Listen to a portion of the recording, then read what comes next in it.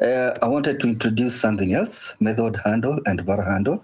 But then after this, actually, I would have explained what Panama is, actually, because you have to understand about memory layout and then method handle and VarHandle. By the way, this is the reflection too. It's a way of doing reflection safely and fast in Java. The old approach of doing reflection is outdated and it has security issues. So this is the new strategy of doing method handles and doing reflection in Java. And it's a bit unique. So what are these method handles and what are they? Method handles and VarHandle. For now on, I'll be using the term mainly method handle. Because VarHandle somehow it's a subset of method handle, so it's the same concept, but the idea is through the name.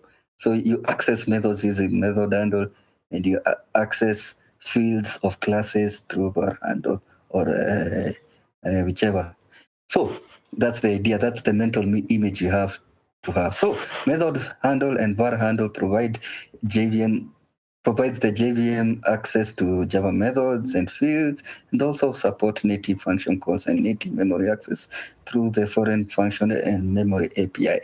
So now you see the reason why I needed to introduce method handle, VarHandle before we enter Panama, because method handle, you can access methods in Java classes, including static, private, fields, method instances, etc.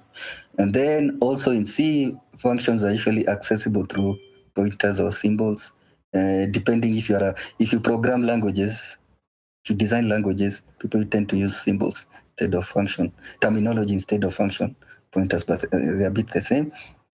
But VarHandle, when you need to access fields in a class, you use VarHandle, and then instruct like in native memory. It's good to access native memory using VarHandle. So that's the idea. So before we start dealing with method handles, you have to describe the shape of your method. Remember, a method has parameters or no parameters and a return type. So when we program, we say string and then greet, the method name, and then the arguments for that method. That's the signature of the method. So there's a class called method type. I think I can access. So it's a method type.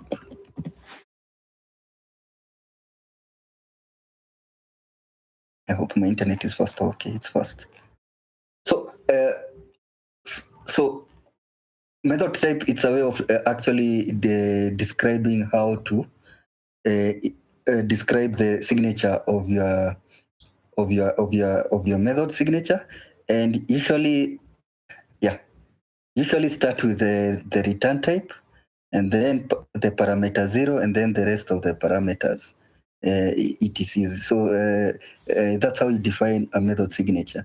So for this one, string greet, you start with string name, integer. So you look at only the type. So you start with the return type, which is a string, and then there is a string name, which is the string.class, and then int.class. So that's how you describe a method type. And you'll encounter this. It's very rare to encounter this approach when you're programming generally in Java, but it's very crucial when you're going to different models of programming that is not usually idiomatic in Java, which I'll explain later. And then based on that, if let's say this is a method in a class, now you can find a way now to access the method. I think we can try to do that. For example, okay, let's start with now the method. So let's start with public string greet. Then you say string name, int age. Here, I need to zoom in. Hey, Joe, oh yes, in fact, that's what I wanted to ask. Oh yeah, I understood. Yeah. Yeah, so let's say hello, and then plus name, plus age, plus age, that way. So we have that method. So we start with void main, then you save, and then it automatically detects this is the main method and throws throwable. So we initiate the method handle first.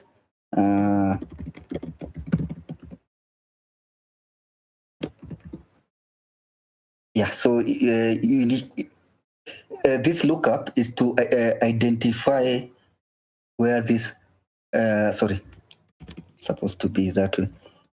This lookup is to identify where this method handle is being called from. For example, it detects automatically it's being called under method handle test. So it's for security purpose, because in future, if you enter in the world of modules, there's prevention of accessibility to certain modules through restrictions, etc. So it's good to detect that as early as possible. So we initiate it.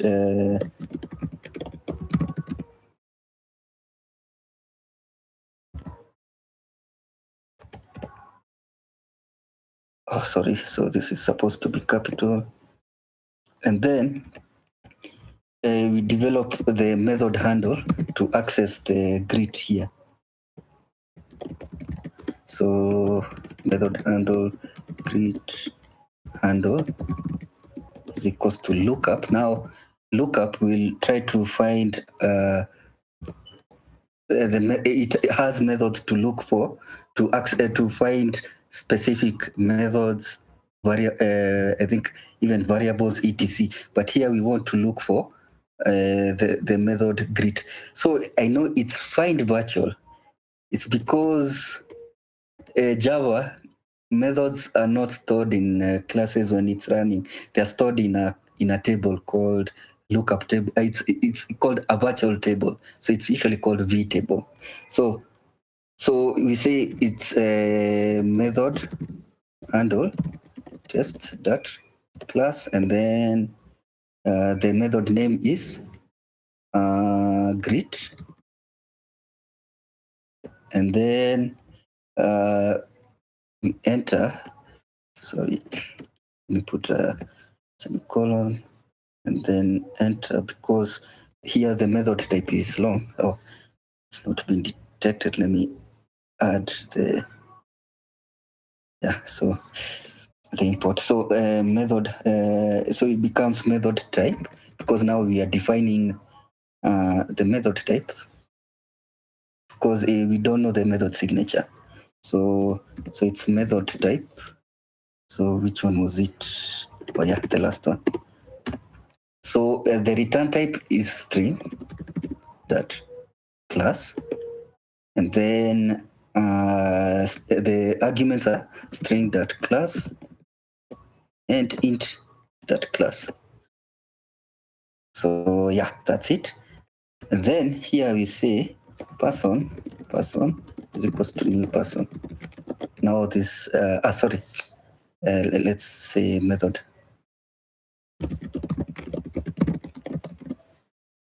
Then method handle tests. Hope it's going to work.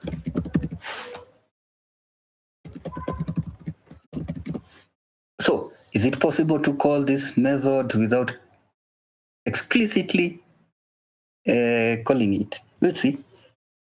So you can say, let's say string result is equals to string, and then greet handle,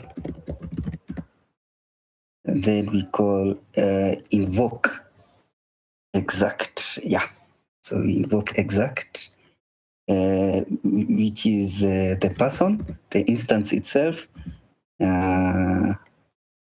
Then we say, because now we are invoking this method, greet handle. So we say maybe Ian, and then maybe he's 38 or 48. He's an old guy. Yeah. So, and then from that we can print the results. Notice we haven't called the method the way we usually call a method. So let's see. Let's run it. Of course, Maven will produce a lot of noise, but let's see whether it will bring any issues. Yeah, it is. Oh, of course. It is hello Ian. So maybe the spacing wasn't good. Oh yeah. Yeah, the spacing wasn't good. So let's try that again. Yeah, hello Ian, age 48, also here. Yeah, so hello Ian, age 48. Notice we haven't done the usual process of calling this directly. We used a method handle. So that's how we do it. And you can, there are so many, if you go to the Java doc, so this is, method handle. So if you look at the method handle,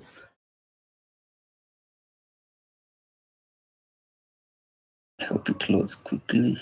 Yeah, so we can, by the way, it has a very good introduction content, so you can go through it later directly. But, sorry, I'm supposed to go to the method handles lookup, sorry.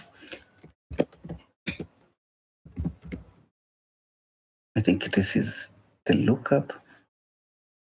Yeah, I think it's the first one. Let's see whether it's that one that has. Oh yeah, as you saw up here, when we initiated the lookup, we looked for the instance method using the word find virtual. So it has very many methods to look up specific classes with whether it's a static method, whether it's an instance method, special. Find special is interface methods. When I was developing my library, there was a time I was wondering how come it's always throwing errors when I generate bytecode, but when I say invoke virtual, it brings problems. It's because I discovered this one is specifically for interfaces. So find special and then find static, find virtual. And that's how you can access methods. And based on that, now you understand what you need. You need the method name, the method type signature, and then the lookup access. And if you look at my library, I don't know whether it was stated explicitly. The README, let me confirm. No, it's not. Oh, but these examples might mislead you, but you need to have a lookup here when you're dealing with anonymous unnamed classes, because unnamed classes don't have a default class name, so it will always launch an error until you go until you launch a lookup, a default lookup. If you go to the source code and then main Java API memory, there's a method off is the off. The off should be down here. No, not there. I hate Java docs. Oh yeah. So I hope I can zoom in. Yeah. So you notice I provided this name because this parameter called lookup because of security concerns. In case you are launching this, you are testing this using source files directly. So the lookup is very important but in some cases you don't need it. If you look inside how I've implemented the lookup down here, sometimes it uses the default one. Yeah, when so this one is launched automatically. But when in certain cases this doesn't work, so you have to do it explicitly. But that's a digression a bit. But lookup is access permission, and then you have to have method type. I think now you have a clear understanding. So So find virtual instance method, find static methods. Oh yeah, find special is for special instance calls, so direct special calls such as super. Those are interfaces apparently and abstract classes, or the classes, the super classes whereby the class is extending a different class, and then private methods. This one might bring a lot of issues if the app launches with a security that requires security permission, and also find constructor. But by the constructors are methods, but they're not really regarded as actual methods. Constructors don't behave like normal methods, but they're usually grouped in same category as methods. But that's the answers. But you can go and practice. You can go and test using various classes just to play around. You see, my code is very simple, so you can go and actually learn, do some experiments out of curiosity. Oh yeah, so this is what I was saying. So for example, this is the class. You see the class main. It has, you call it explicitly. Here you give it the main.class as I had shown, but notice when it's the unnamed classes, you have to call it lookup.lookup class. So this is very important when you're calling find static or somewhere else where the method you are calling it's in an unnamed class. So this is just a security issue, nothing much to think about. Yeah. So yes. So hopefully you guys are understanding. Is everyone with me? Or I hope everyone is understanding what I'm explaining. So, is there a question? Sorry.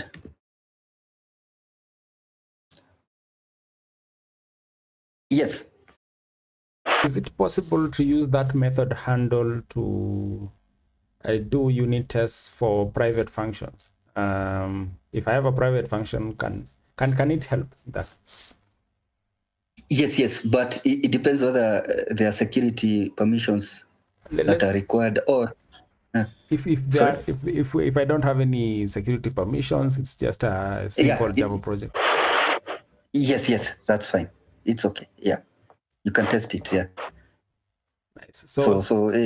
Yeah. Continue. Oh, so it's not limited to the package or the module in which that function exists. I can because the unit test will be like on a separate package and a different location of the code, and I can still look up the functions that are in the actual code. Yeah, because you see, here in this code, you start with method handles that lookup. So it now knows which class it's this lookup is being called from, which is main. And if it has this information, it knows which package or the details of this class. So when you say main.class, it will use this the imports up here to identify which this class is in which package, and now access the method. So it deals with packaging automatically. Yeah.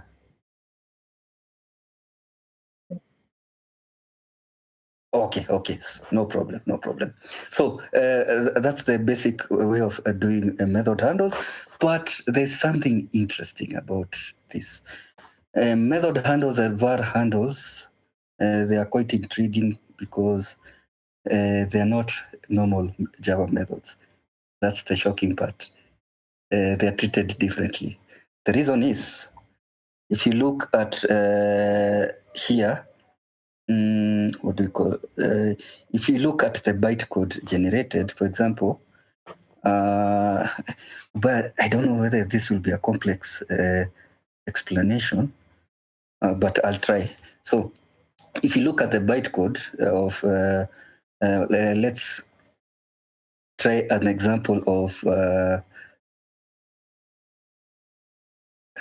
I hope this is the correct one. Nope. Is it the method handle test? No. Yeah, this one. So let's start here. So this is a main class, it has a record point, and then there's a static void string, static void dbl, static void point. So I try to access the methods through the method handles. So just the way I've explained. But let's remove everything here first. Then we save. Now we have left with only static void string etc. Oh, continue. Who's asking? Someone is asking something. Oh yeah. Yes. So if you look at, let me see whether I can access the code. I'm sorry, this feature has no zoom capability. Oh, maybe I could launch it through NetBeans first, and then you'll see. The one I'm trying to, I added zoom capability for the bytecode so that you don't strain yourself. I'll use this instead. Yeah. So I'll try to show simple code as possible, so bytecode as possible, so that you don't get lost. So let's enter here. Target class com and VarHandle. I think this is handles. Yeah, I think we in the correct package. Then we open. So this is main. Okay, yeah. So let me zoom in. Let me first maximize, and then we zoom in. Control. Yeah. So okay. Let me call these methods here first. Let me return this, and then control star to hide these method handles first. Let me hide them first. I'll remove them later. And then let's call these methods. I can borrow this actually. Then paste them here. Control V. Then I say int string. That's and then dbl. And then point. So if you look at the bytecode, I hope, I haven't saved it, that's why. Yeah, it has updated. So where is it? So if you look carefully down here, sorry, tupa into this complex thing. Yeah. So if you look carefully here, this is the method call. Is it the correct one, or am I? I think this is the correct one. The one that is. Let me confirm something. So it's not supposed to show this. Let me check this. The correct package. Simple concept com. And this one is. Oh yeah, it's correct.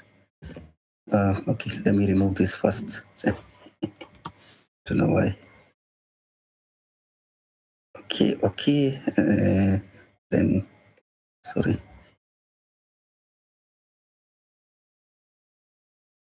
Oh yeah, it was taking me to the wrong. Whatever. Okay, let me zoom in. So look carefully here. I think this is the best I can do. So if you look at the invoke static, this means I'm calling the methods up here, dbl here. So notice the signature is sort of similar to in string. The method signature is similar to here. So there's void, it returns void, and then the method signature in string. And then if you go down there, it's dbl double etc. Notice it's actually calling these methods directly, and it's shown here in the bytecode. But here comes now a very interesting thing, which I was almost shocked. So if you go back to the original code and then say Control Z, Control Z, Control Z, Control Z, Control Z, and then remove all this. We are calling now the lookup etc. You'll find, you might expect to find method handles etc in the bytecode, but if you go straight to the bytecode, did I save? Nope. And then I go back to, it usually jumps. If you go back to the bytecode, it actually, something is wrong. Oh yes, you'll notice here, it will call the method handles, but this invoke exact, it will, when it's calling these methods invoke exact, you might think the method inside it has these actual method signatures up here. Invoke exact int string, invoke exact double. Now we are invoking these methods based on the signature itself. But if you go to the Java doc, sorry, where's the Java doc?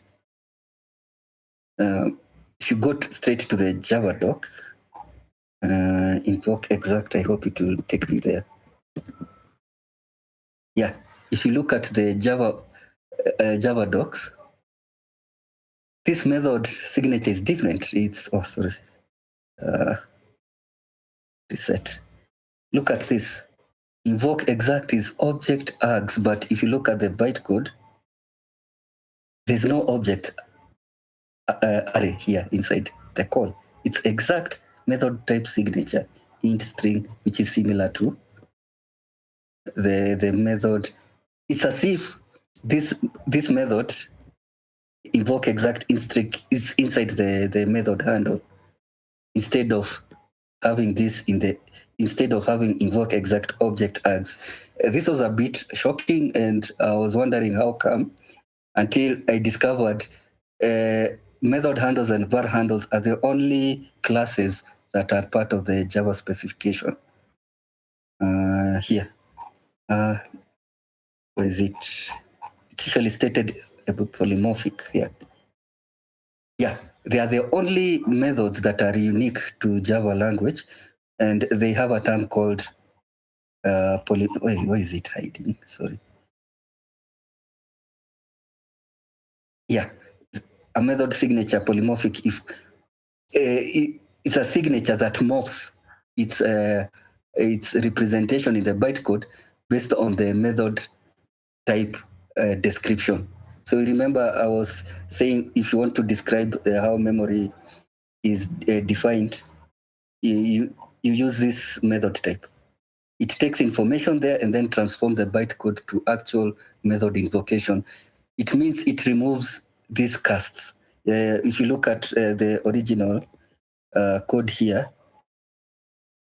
it removes any casting that might be involved. For example, here in method, if you looked at the bytecode here, all these casts are removed because this invoke exact in bytecode is transformed to the actual method arguments with the exact type.